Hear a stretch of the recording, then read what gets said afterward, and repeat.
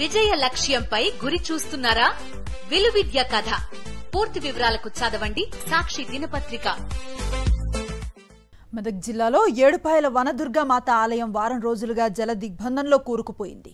సింగూరు నుంచి నీళ్లు వదలటంతో మంజీరా నది ఉధృతంగా ప్రవహించి గర్భగుడిలోకి నీళ్లొచ్చాయి.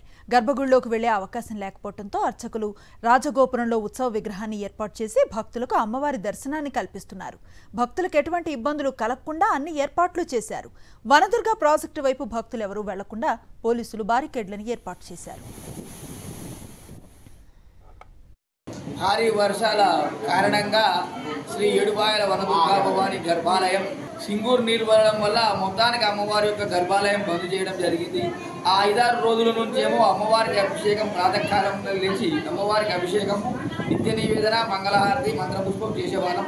నిన్నటి రోజు నుంచి సింగూరులో నీరు బాగా అవ్వడం వల్ల కిందికి దిగువ వదలడం వల్ల ఏడుపాయల వనదుర్గా భవాని ఆలయములు మూసివేసి అమ్మవారి ప్రాతపక్షాలం మంజీరా నది అమ్మవారి ప్రాతపక్షాలం చేసుకుని పోవడం జరుగుతున్నది.